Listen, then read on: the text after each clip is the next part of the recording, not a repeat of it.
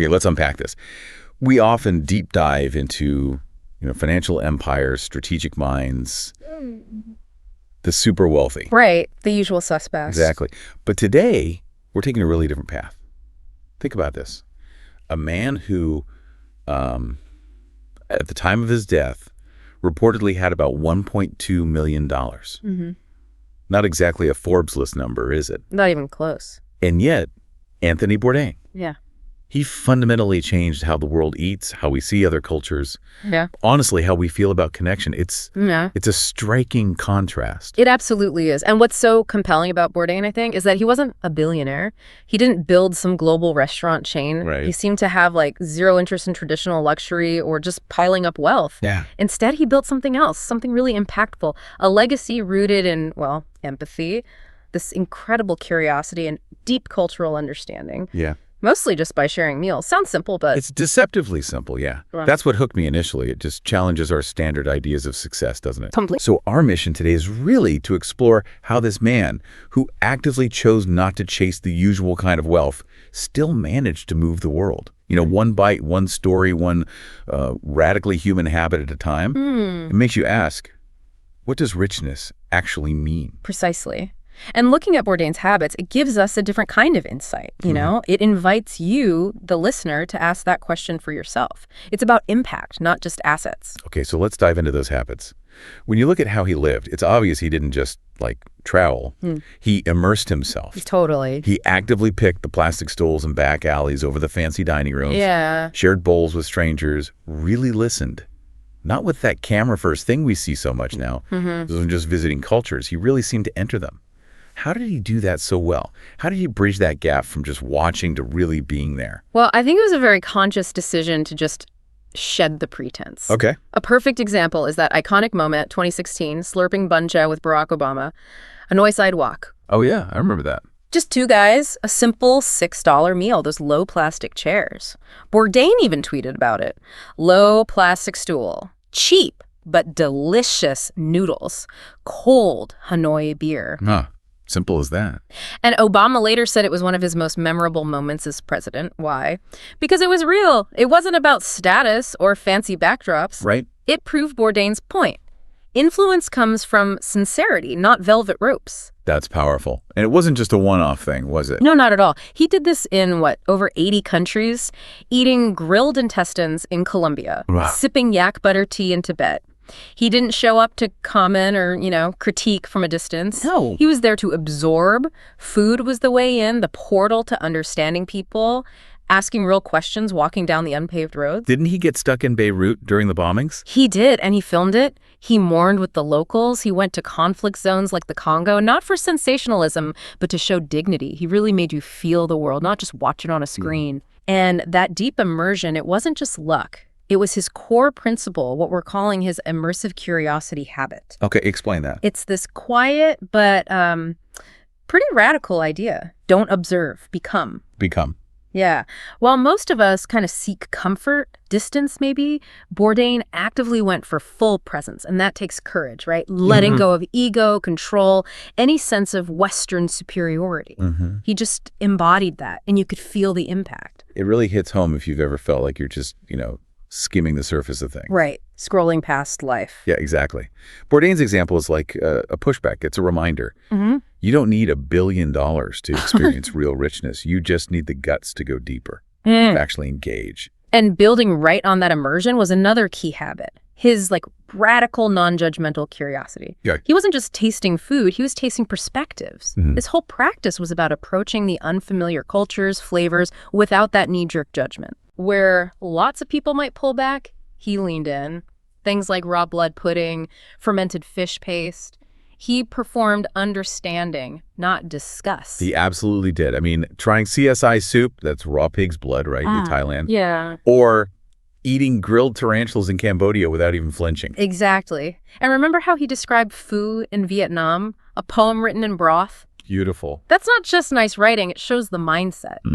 What do you think allowed him to keep that openness, even with stuff that would challenge most people? I think it came from a really fundamental shift in how he framed things. So. He never seemed to ask us, what do they eat this? Right, the judgment question. Yeah, his question was always, what does this dish mean to them? Ah, okay. That's a huge shift. It is. It turns food from just like a spectacle into a story. It turns travel from observation into participation.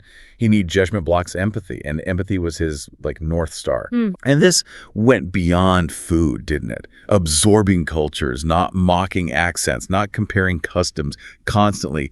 That builds trust. People felt seen, not just studied or made exotic. Yeah, exactly. And this commitment, this non-judgment, that's what we're calling his cultural neutrality lens. Okay. It wasn't pretending everything was perfect. It was about dismantling his own comfort zone, letting the world define itself on its own terms. No commentary, no superiority. Just presence, pure presence. That's really what made him a food listener, not just a food critic. That's a great way to put it. A food listener. And it's a powerful lesson for all of us, isn't it? When you approach something unfamiliar with genuine openness instead of offense or, discomfort. The world opens back up. It really does. Bourdain kind of gave us permission to stop being afraid of what we don't understand. And maybe start tasting it instead. Exactly. And then there's the storytelling. He's just unparalleled at that. Oh, absolutely. For Bourdain, sharing a meal, it was never just about the food. It was a story. Sometimes it was a political statement. Yeah. Always a social mirror. Yeah. He could translate what he ate into what it meant for the people, the place, the whole culture. That's right. His show, Parts Unknown, it took cameras, places the mainstream news often just ignored, right? Yeah. Post-war Liberia, Gaza, Myanmar. Yeah, definitely off the beaten path. Food was always the lens, the way in, but the people, they were always the focus, unequivocally. Like that time in Beirut during the 2006 conflict. Yeah. He and the crew got caught in a war zone. And he didn't pull punches. He filmed it. Total honesty. Got an Emmy nomination for it. Right. And he famously said Bourdain wasn't the hero of that story. Beirut was. It was always about the place, the people, their story. You really saw that commitment over and over. Sharing tea with strangers in Iran, showing a warmth you just didn't see in the headlines. Talking about colonial trauma over grilled goat in the Congo. Exploring generational guilt through barbecue in South Korea. Every episode was like cultural diplomacy, but on a human scale. Wow. Powered by just being present, wrapped up in a great narrative. So this was his storycraft influence loop. That's what we're calling it, yeah. He didn't just observe the world. He went in, felt it deeply, and then crafted these narratives that looped back to us, the viewers. And they changed how we saw others and maybe even how we saw ourselves. It wasn't just about getting clicks. No, not at all. It was designed to go deep, to shift perspectives in a way that lasts. That's why his influence is still felt long after the algorithms have moved on. So what's the takeaway for us, listening now, swimming in this sea of information? Well, in this age of hot takes and instant outrage and shallow little reels, Yeah. Bourdain's long-form truth-telling felt revolutionary. It's a reminder that stories, when they're told with real respect and nuance, they're powerful because they're real. They connect. They can actually reshape how we understand things. Okay, shifting gears a bit. Despite all this global fame, this influence, he lived a surprisingly lean life, didn't he? He really did. I mean, he could easily have franchised his name, launched product lines, built an empire like some other celebrity chefs. Right. But he didn't. No, he deliberately chose not to. He was focused on a completely different currency, freedom. Freedom. That's interesting because when you look at the numbers, the public record showed about $1.2 million in declared assets when he died. Yeah. No private islands, no super yachts, no big mansions. Reportedly rented modest apartments, didn't own fancy cars, had this very utilitarian wardrobe. Was that a sacrifice for him, do you think? Or was it strategic? Oh, I think it was absolutely a strategic choice. Right. He really seemed to believe that material excess just diluted the experience. Diluted it. But every extra thing, every fancy possession was a potential anchor, something holding him down. Okay. He wanted the agility to just roam, collect stories, not stuff. And that requires lightness, a kind of minimalist approach to his own life. There's that famous quote of his. Your body is not a temple, it's an amusement park. Enjoy the ride. And I don't think that was about being reckless. It was about clarity. Clarity on what he valued, how he wanted to experience the world. And that whole approach, it made him incredibly relatable, didn't it? Totally. The meals were often messy. The camera shots were handheld. His whole vibe felt honest, unvarnished. It just smelled like production, as someone said. It smelled like life. Yeah. And that's his lean life philosophy. It was intentional subtraction, right? In a culture obsessed with adding more, accumulating more. Right. It gave him flexibility, agility, allowed him to follow stories wherever they went without being tied down by stuff or, playing status games. It's such a powerful countermodel in a world where rich usually means possessions. Yeah. Bourdain offered this other idea. Richness through fluidity, through space, through just being present. Owning less can actually make you more available. Available for? For truth, for life itself. Wow. Okay, and then there's a vulnerability. He was so radically vulnerable, never pretended to be perfect. Right. That raw, messy human side, it was maybe one of his greatest strengths, wasn't it? I think so. He spoke with just startling openness about his past, the heroin addiction in his 20s, Yeah. failed marriages, years of feeling emotionally numb. He didn't try to sugarcoat the darkness. He just acknowledged it as part of the human story. And I remember him describing himself once, just casually over noodles, as a guy who wakes up with a crushing sense of guilt and shame. Exactly. And that resonated so deeply because, countless people feel that way, but you so rarely hear it said out loud, especially not by someone famous. He carried his own conflicts, and that struggle made his empathy feel so authentic. Yes, he wasn't observing suffering from, a safe distance. He was speaking from inside his own experience of it. He channeled that inner chaos into a bridge for other people. His authentic vulnerability power. Yeah, it's a strength that confesses, and by confessing, it kind of liberates others. He wasn't marketing his pain, he was just living it openly, and that made people feel seen, not sold to. His openness gave everyone else permission to be complex, too. Absolutely. Permission to be brilliant and broken, generous and struggling, all at the same time. He showed that you could have this global respect, huge influence, and still be battling private storms. I think that's a big reason why people mourned him so deeply. Yeah. He showed us the world, sure. But in doing that, he also showed us ourselves, our hunger, our loneliness, our longing to connect. He proved that even pain, when you share it honestly, can be this incredible force for unity. So when the headlines focused on the $1.2 million estate, Yeah. it really feels like that number just completely missed the point. Oh, entirely. What Anthony Bourdain truly left behind, it's in his wake. It's not just in his will. Right. He left a whole generation of chefs who see food as cultural diplomacy now. Yeah. Filmmakers who learn that asking honest questions matters more than a big budget.